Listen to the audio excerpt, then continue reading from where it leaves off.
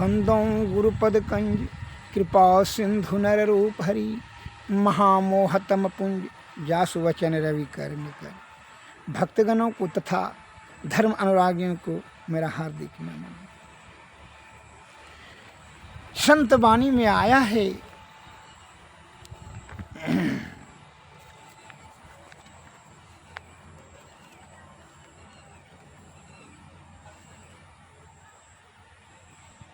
उपनिषद में यह पद आया है, बधो ही वासना बधो मोक्ष शात वासना क्षय वासनानां समपरित्याज्य मोक्ष अर्थी त्वमपि त्यजः। अर्थात वासना का बंधन ही बंधन है, वासना का बंधन ही बंधन है। किसका बंधन? यह जीवात्मा का। वासना का बंधन ही बंधन है और वासना का नाश ही मोक्ष है। सब वासनाओं को त्याग कर मोक्ष की इच्छा भी त्याग दो, तब क्या हो जाएगा? सभी इच्छा को त्याग गई, चिंता मिटी, मिटा मन का फिर, जिनको कछु न चाहिए वह साहुन का से। त्याग का परित्याग पूर्ण रूप से कर दो इच्छाओं का, क्या होगा? अनिच्छा के ऊपर सभी चले जाओगे, तब क्या होगा? वहाँ मैंने सब विषय से ऊपर हो जाओगे, तब तो ईश्वर वहाँ है ये है। तो जीव आत्मा का कोई क्षय में ये बंधन, विषय वासना का जब तक इच्छा रहेगा यह बंधन से लुटा रहेगा।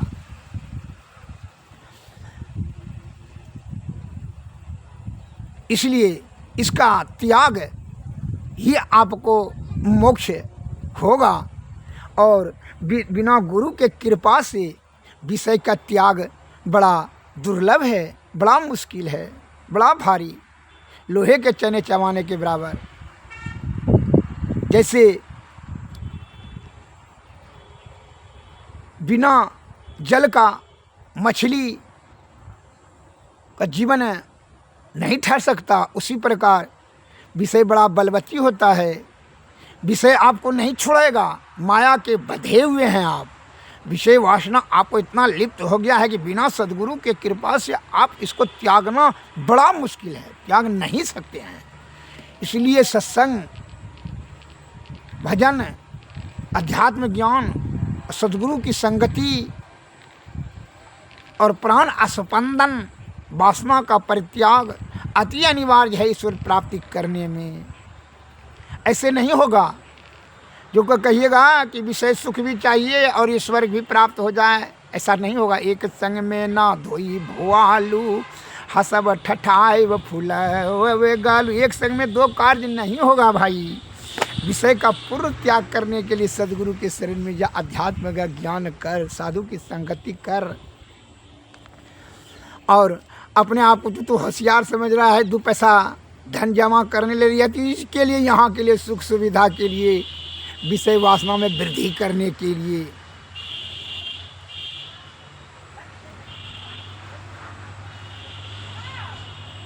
विलासतापूर्ण वस्तुएं को बढ़ाने के लिए।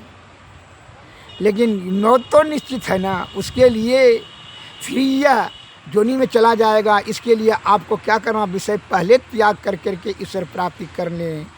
इसलिए संत महात्मा लोग कहते हैं भाई, जीते जी काम करना है। साधो यतन ठाट तंबूरे को 5 तत्व का बना तंबूरा, तार लगा नव तूरे का 5 तत्व का बना, छित जल पावक गगन समीरा, पंच रचित यह अधम शरीर। यह अधम शरीर है भाई, नीच है। मल मूत्र कप पसीना ढोने वाला शरीर को अधम नहीं कहेगा तो ऊंच कहेगा। ऊंच तभी हो सकता है कि विषय पर त्याग करके परब्रह्म की प्राप्ति करा दे यह जीव आत्मा को, तभी ऊंचा हो जाएगा। यह 5 तत्व से बनाया, यहीं जल कर राख हो जाए, 5वां में मिल जाएगा। इसीलिए संत वाणी में आया है कि यह तन ठाठ तंबूरे का 5 तत्व का बना तंबूरा, तार लगा नव तूरे का।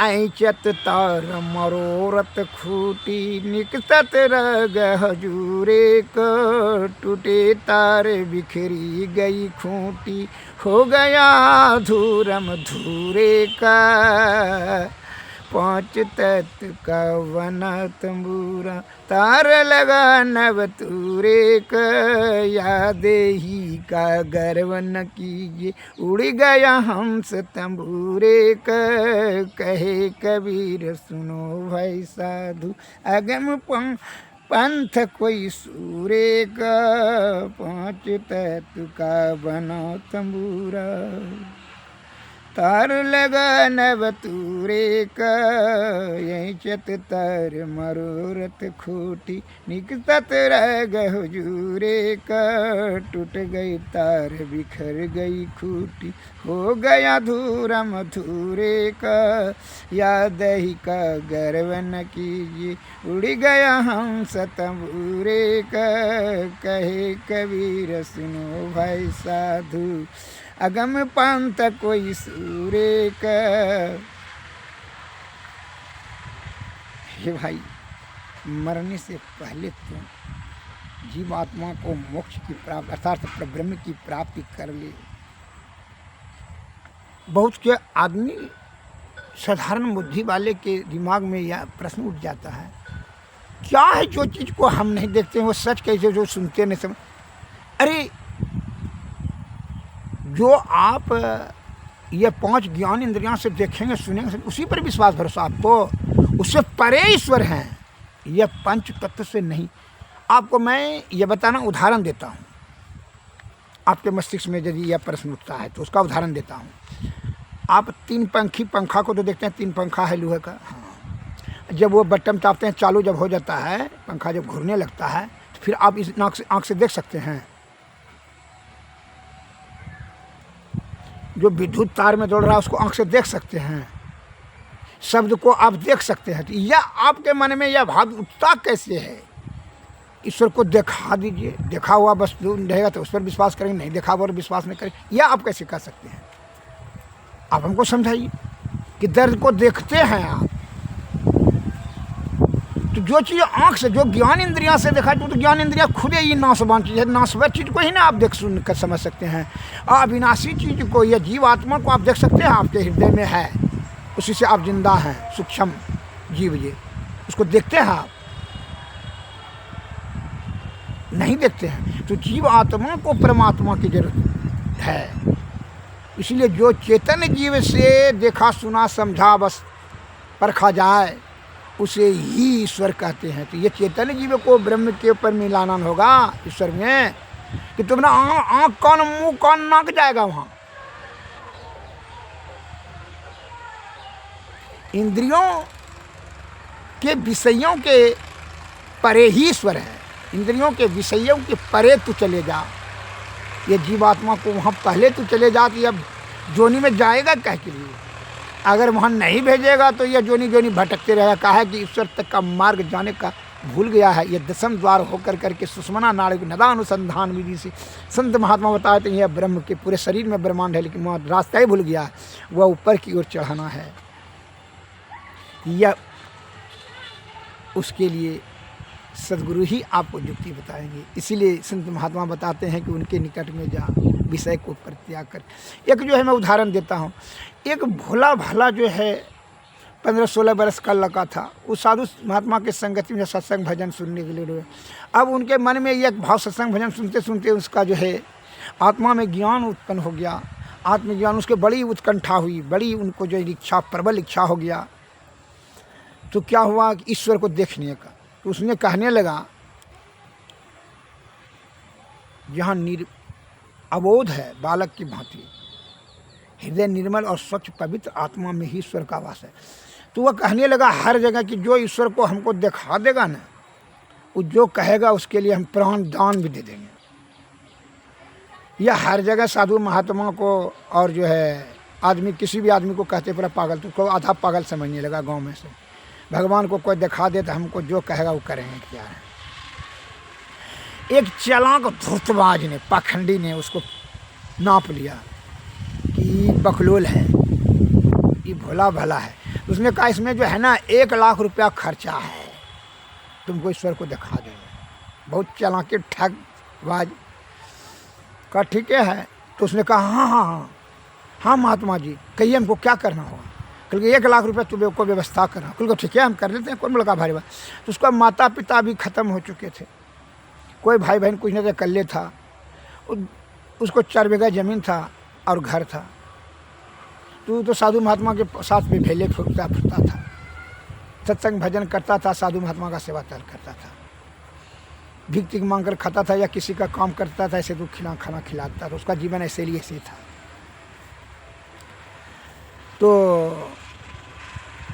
अब अकेला माँ बाप का तो क्या करेगा। तो वो कहा ठीक है हम जाते हैं, अपना घर मकान सब जमीन बेच देंगे करके, जो करके 1 लाख रुपया ला। वो ठीक है। बस वो आया अपने गांव में जो था पैसा वाला चलाक धनी राम, उसके पास आया। सेठ जी प्रणाम प्रणाम। हाँ ये जो है ना हम अपना ज़मीन और घर सब बेचेंगे, हमको 1 लाख रुपया चाहिए अभी। तो उसका दाम 5 लाख रुपया हो रहा था। 4 बीघा ज़मीन और घर मकान सबका उसका 5 लाख रुपया होता। क्योंकि हमको 1 लाख का ज़रूरत है, 1 लाख में हम सब भेज दे देंगे आपको, दे दीजिए 1 लाख रुपया। उसने मन मन बड़ा खुश हुआ क्योंकि पागल हो गया है। इस साधु महात्मा एक मंगा भिकमंगा के साथ घुटते घुटते पागल हो गया है। चलो पगलवा को जो है ना ठीक है कल रजिस्ट्री कर दो, तब क्या भला चलो कर दो। क्योंकि हाँ चले ना। बस 1 लाख रुपया दे दिया उसको, जो है चांदी का सोने का सिक्का को दे दिया तो 1 पोटरी हो गया। और कहा जाकर केवला कर दो, जा करके केवला कर दिया, रजिस्ट्री कर दिया। हाँ ठीक है हम सब जगह ज़मीन दे दिया आपको, घर मकान सब दे दिया। तो हमको भगवान का को देखना है।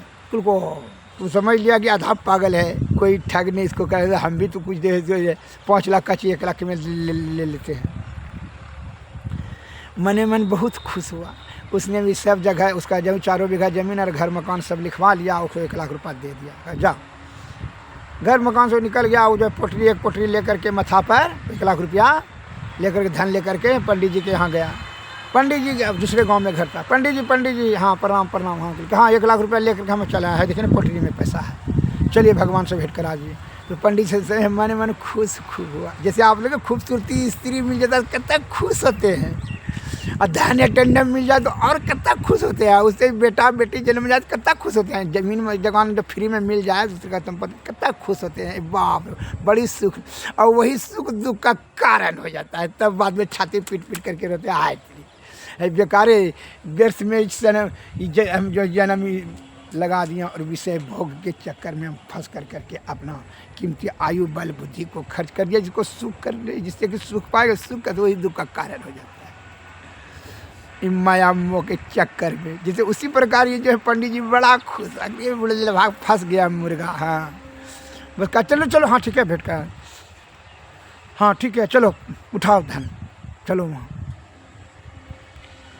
तो उसके मन में विचार पहले कर लिया, अब इसको जो है ना ले जाकर कोई जंगल में इसको मार देना, आई पैसा लेंगे। तो ऐसे यहाँ गाँव में कैसे मारेंगे। तो चलो कोई उठाओ। पोटली उठाया वो चला जंगल की ओर। चलते चलते जंगल में आया। जंगल में चलते चलते जंगल में बीच जंगल में एक बहुत बड़ा कुआं था, बहुत गड्ढा था।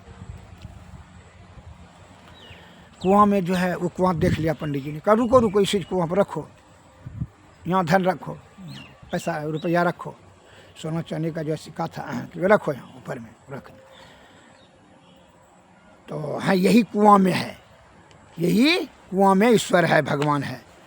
तो काम करो हाँ जी, क्योंकि इसी में कूद जाओ, इसी में ढुको कूद जाओ ना तो भगवान क्योंकि यही को इतना कहना उसको। जिस पर जाकर सहते स्नेहु ताकर मिलहु न कछु संदेहु, वह निर्विकार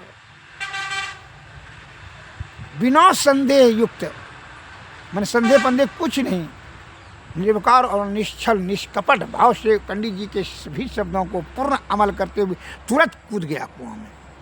न मरने का भय रहा, न ठगाने का भय रहा, न कुछ शंका, कुछ नहीं रहा, कोई विषय नहीं रहा।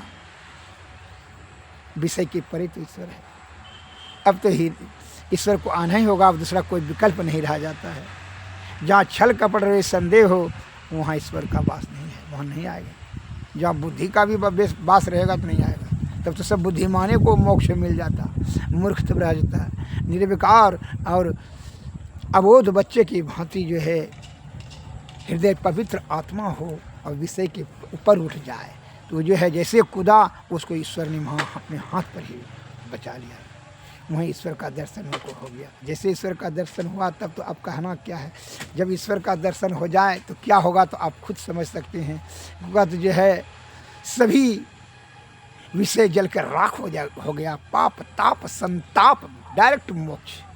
अब जब उसको हो गया कोई निर्मल और निर्विकार हो।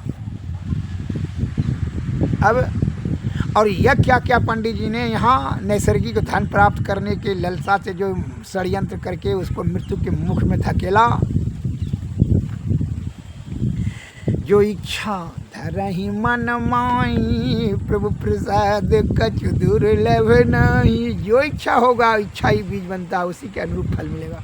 ये तुरंत जो है धन लेकर के पोट लेकर के तो कुआं में, ये तो सोचा कुआं में तो गिर करके वो मर गया बुढ़लवा। और जो है अब क्या करें, बस वो पोटली माथा पर लेकर के चलते बना, भागते बना पंडित जी पाखंडी। अब जैसे बहुत दूर निकल गया और तब जो है भगवान उसको हाथ से ऊपर उठा दिया। एकाल भगवान कल के अरे तुम कुआं में कहाँ के लिए कूदा? कल के आपसे दर्शन करने के लिए कहा पंडित जी ने। तो तो हाँ ठीक है चलो ऊपर उठा दिया। कहा कि तुम्हारा धन वो लेकर के भाग गया। सिपाही का रूप धारण करके उसको पकड़ कर लाया भगवान ने और ईश्वर ने लाया। कहा कि इसको जो है बोलो क्या दंड दें? कहा कोई दंड नहीं, ये तो हमारा गुरु है, यह नैसर्गिक। अब तो इसको और आत्मज्ञान हो गया, ब्रह्म से प्राप्ति हो गया तो ब्रह्म ज्ञान होगा। कल के ये तो हमारा गुरु है, गुरु का दुर्गुण नहीं देखा जाता है। जो गुरु का दुर्गुण देखने में तो दुर्गुण भी उस समय व्याप्त होता है। जैसा जिनकी रही भावना जैसी प्रभु मूरत देखें तिन तैसी। जिनका भावना जैसा, उनका भावना था नैसर्गिक धन प्राप्त करने का, तो उसको धन प्राप्त हुआ। हमको ईश्वर प्राप्त करने का, हमको ईश्वर प्राप्त हुआ। हे प्रभु, आप की जो प्राप्ति मुझे हुई इन्हीं के बुद्धि से, अतः यह हमारा गुरु है, इसलिए गुरु को दंड के योग नहीं, यह तो दान दक्षिणा के योग है। नैसर्गिक वस्तु का इच्छा हुआ, इसको हम दे दिए, इसे हमको कोई नहीं रहा लालसा। इसको प्राप्त वही था। उसको जब गप कर रहे थे, भगवान से वार्तालाप कर रहे थे, वह नहीं देख पा रहा था, नहीं सुन समझ रहा था, लेकिन ये देख रहा था कि इसका ठोर हिल रहा है, अतः उसको छोड़ दिया जाए। ऐसा हृदय पवित्र हो गया। प्रभु भी कहा कि देखिए, इसलिए भगत के बस में है भगवान। भगत जब हृदय करुणा, हृदय में जहाँ दया है वहीं धर्म है, वहाँ करुणा, क्षमा, सहनशीलता, त्याग शक्ति जब आ जाए, समझ लीजिए सतोगुण में आकर के अब सदाचार, अब सतलोक की प्राप्ति हो गई। ब्रह्म से प्राप्ति होना, सतलोक की प्राप्ति हो गई। अब तो सद्बुद्धि ही काम करने लगा।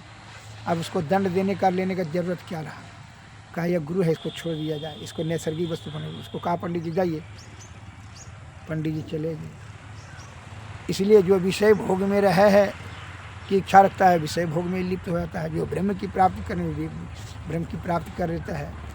और जब विषय भोग में रहेगा तो 84 लाख योनि में पाप ताप संताप रोग शोक बुढ़ापा ये सब तो घेरते रहेगा, होते रहेगा। जोनी 84 लाख जोनी में भटकते रहिए। पिंड के आसक्ति लगा कर रखिए। पिंड का आसक्ति जब तक नहीं त्याग करते तो ब्रह्मांड की प्राप्ति कैसे होगा जी? इसलिए हमारे संत महात्मा लगते हैं कि जीते जी करो, किसका करो और क्या करो, मोक्ष की प्राप्ति करो, जीवात्मा को परम आत्मा की प्राप्ति करा दो।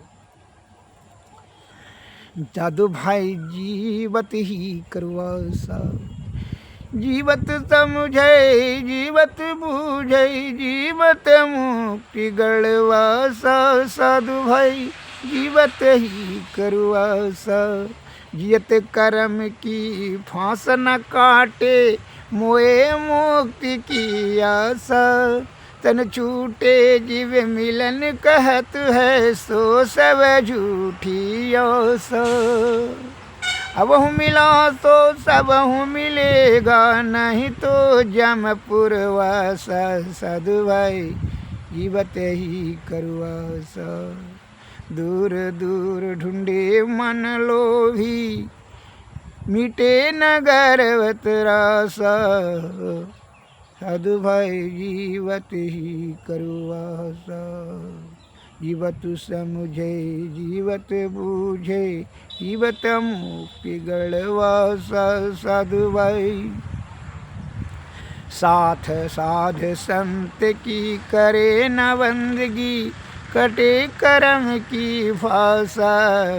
सत गहे सतगुरु को चिन्हे, सतनाम है विश्वासा। कहे कबीर साधन हितकारी, हम साधन के दासा। जीवत ही करुआसा। साधु भाई जीवत समुझे जीवत बूझे, जीवत ही मुक्ति गढ़ निवासा। जीवत ही करुआसा। श्री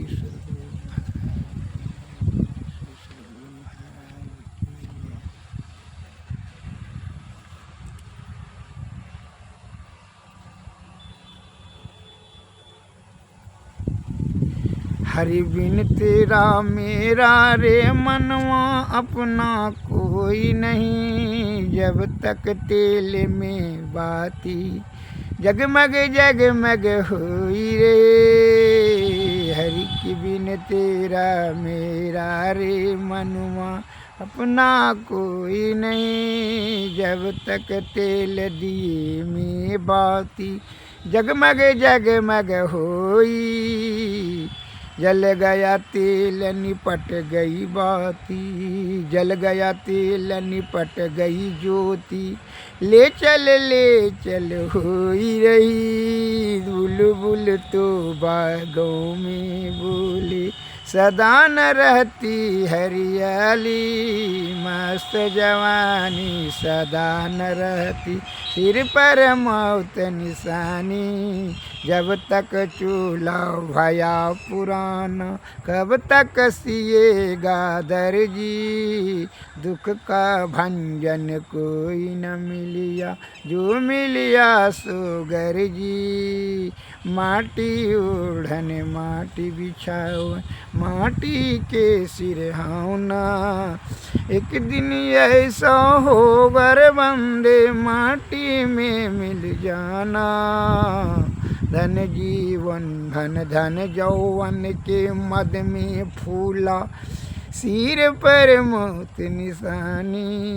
एक दिन ऐसा होगा रे मनुमा, तुम डूबो बिन पानी। तिरिया तेरी झोरी झोरी रोई, बिछुड़ गई मेरी जोड़ी। दस कबीरा हंस कर बोले, जिन जोड़ा तिन तोड़ी। हरि बिन मेरा तेरा रे मनवा, अपना कोई नहीं। जब तक तेल दिए में बाती, जगमग जगमग होई। जल गया तेल निपट गई बाती, जगमग ले चल होई। बुलबुल सो बागों में बोले, सदा न रहती हरियाली। मस्त जवानी सदा न रहती, सिर पर मौत निशानी। जब तक चोला पाया पुराना, कब तक सिएगा दर्जी। दुख का भंजन कोई न मिलिया, जो मिलिया सो गर्जी। माटी ओढ़न माटी बिछावन, माटी के सिरहाना। एक दिन ऐसा होगा रे बंदे, माटी में मिल जाना। एक दिन ऐसा होगा रे मनुमा, तुम डूबो बिन पानी। धन यौवन के मद में फूला, सिर पर मौत निशानी। तिरिया तेरी झोरी झोरी रोई, तिरिया तेरी झोरी झोरी रोई। बिछुड़ गई मेरी जोड़ी, दस कबीरा हंस कर बोले, जिन जोड़ी तिज तोड़ी। श्री सद्गुरु महाराज। श्री मौत को ना भूलिए। अरे अभी तुझे करना है कर ले, नहीं तो बड़ी तेजी से तुम्हारा आयु क्षीण होते चले जा रहा है, तुम मौत के करीब होते जा रहे हो।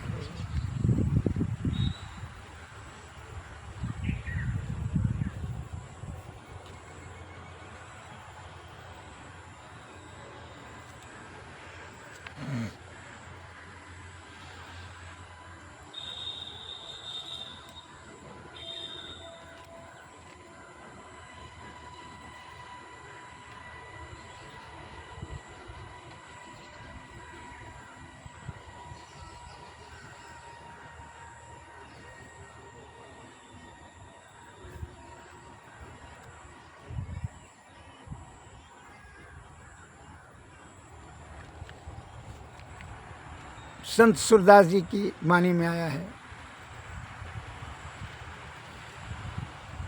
अनुपो आपुन ही में पायो,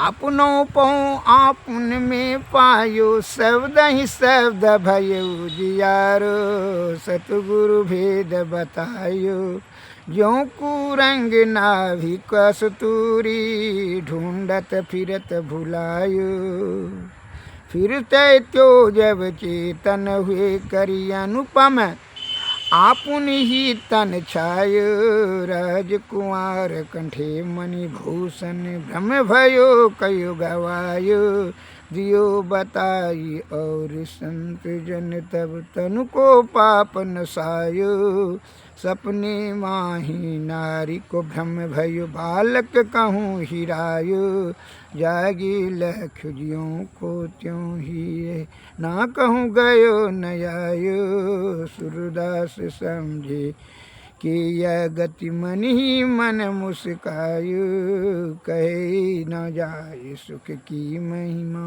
ज्यों गूंगो गुर खायो, शब्द ही शब्द भयो उजियारो, सतगुरु भेद बतायो। सदगुरु के भेद को जान कर करके जब निरानुसंधान में अनहद नाद पर जाएंगे तो कैसा अनुभूति होगा, वही सूरदास जी बताए हैं। उस शब्द का बखान नहीं कर सकेंगे, ऐसा आनंद वहाँ से होना प्रारंभ हो जाएगा। ये क्षणभंगुर सुख का जो ये है आपका ललसा और इच्छा सब नष्ट हो जाएगा।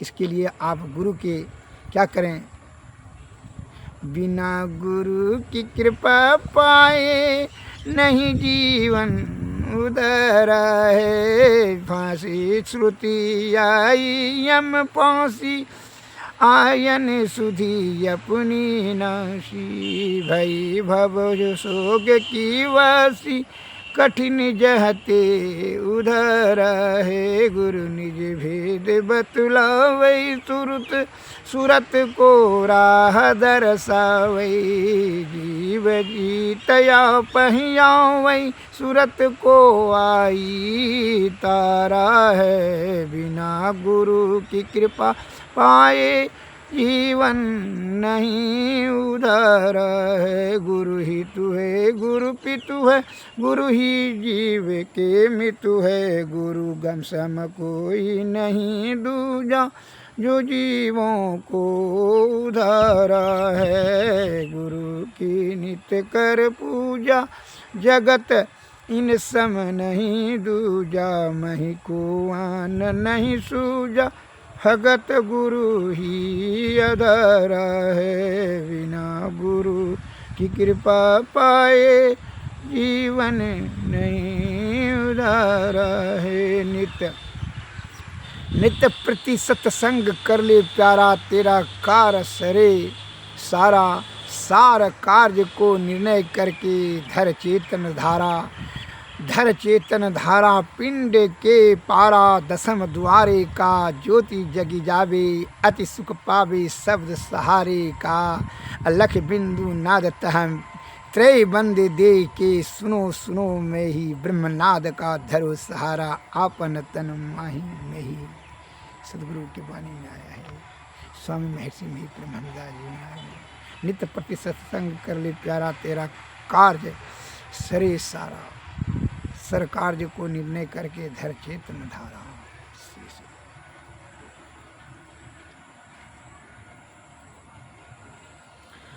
अब हमारे महापुरुषों का कुछ जो है स्तुति विनती होना चाहिए, क्योंकि इसलिए यह जीवन का उद्धार करने के लिए जीवात्मा को या परमात्मा की प्राप्ति के लिए नाना प्रकार का उन्होंने सत्संग प्रवचन के माध्यम से हम लोगों के सेवा में ज्ञान को शास्त्र के माध्यम से और सत्संग प्रवचन के से रात दिन सेवा में लगे हुए हैं।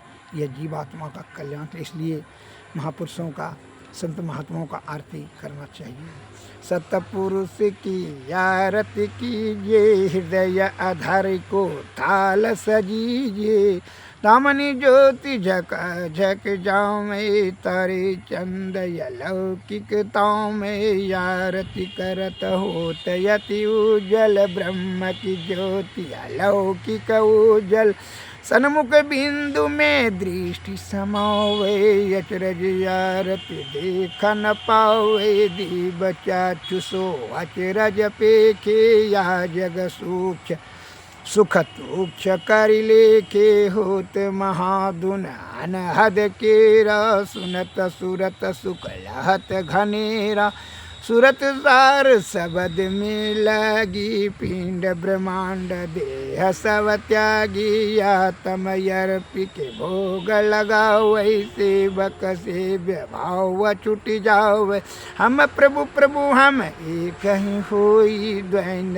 अरु द्वैत रहे नहीं कोई, मैं ही ऐसी आरती कीजिए, भव मह जन्म बहुरी नहीं लीजिए। श्री सद्गुरु महाराज की जय। श्री सद्गुरु